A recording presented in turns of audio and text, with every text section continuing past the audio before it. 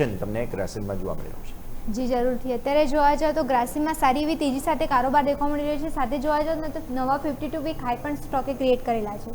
એના રીઝન તમે પહેલાં જાણી લઈએ તો પહેલાં જ રીઝન પર નજર કરશો તો કંપનીના પહેલાં તો પરિણામો આવે છે, એના કારણે એક મોટું એક્શન જોવા મળ્યું છે। પરિણામમાં તમે નજર કરશો તો કંપની ખોટમાં હતી, પણ ખોટમાંથી હજુ પણ ખોટમાં જ છે, પણ કંપનીની જોવા જાવ તો ખોટ જે છે એમાં ઘટાડો જોવા મળ્યો છે। એક એ મેજર રીઝન છે। એ સિવાય તમે નજર કરશો કંપનીના આવક જે છે, ઇબીટા છે, બંનેમાં તમે નજર કરશો તો સારો એવો વધારો જોવા મળ્યું છે। સાથે કંપનીના માર્જિન જે છે એમાં ક્યાંક થોડું દબાણ જોવા મળ્યું છે, બટ ઓવરઓલ જોવા જાવ તો પરિણામો કંપનીના સારા જોવા મળી રહ્યા છે।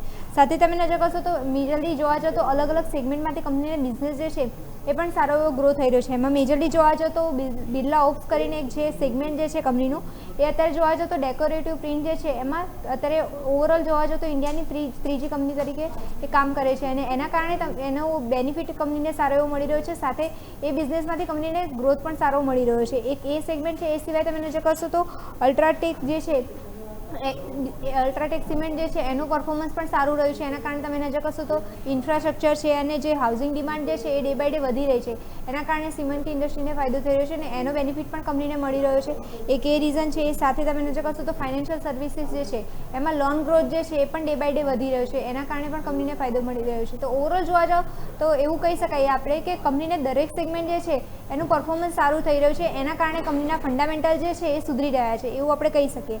અને લાસ્ટ તમે નજર કરશો તો મેનેજમેન્ટ દ્વારા પણ કોમેન્ટ્રી આપવામાં આવી છે કે મેનેજમેન્ટે આઉટલુક વ્યક્ત કર્યું છે, પોઝિટિવ જ આઉટલુક દેખવા મળ્યું છે। એમાં મેનેજમેન્ટે જણાવ્યું છે કે લોંગ ટર્મ ગ્રોથ કંપનીનો સારો જોવા મળી શકે છે। સાથે જોવા જાવ તો કંપની અત્યારે કેપેસિટી એક્સપાન્શન ઉપર ફોકસ કરી રહી છે, તો કેપેસિટી એક્સપાન્શન કરશે તો એનાથી લોંગ ટર્મમાં ગ્રોથ સારો જોવા મળી શકે છે, કંપનીની આવક અને નફામાં સારો વધારો જોવા મળી શકે છે। સાથે બીજું રીઝન એ પણ કહ્યું છે કે ગ્રીન એનર્જી છે અને સસ્ટેનેબિલિટી જે છે એની પર પણ મોટું ફોકસ કંપની કરી રહી છે। અગર એ બે સેગમેન્ટમાં ફોકસ કરશે તો ગવર્મેન્ટ પણ એ સેગમેન્ટમાં ફોકસ કરી રહી છે, તો લોંગ ટર્મમાં એ ગ્રોથ પણ સારો જોવા મળી શકે છે। તો ઓવરઓલ જોવા જાવ તો પોઝિટિવ આઉટલુક દેખવા મળી રહ્યું છે કંપનીના મેનેજમેન્ટ તરફથી।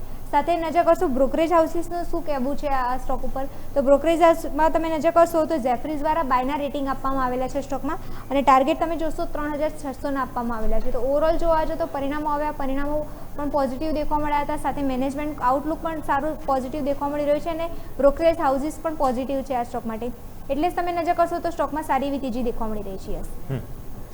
ક્લિયર। તો આ એક્શન ભરપૂર અત્યારે ફિલહાલ રહેતું જોવા મળી રહ્યું છે। ગ્રાસિમ નજર રાખીશું। મિરલ, આભાર આપનો અમારા સાથે જોડાવા માટે થઈને। એક સારું તેજી તરફી એક્શન ગઈકાલે પણ હતું, આજે પણ જોવા મળ્યું।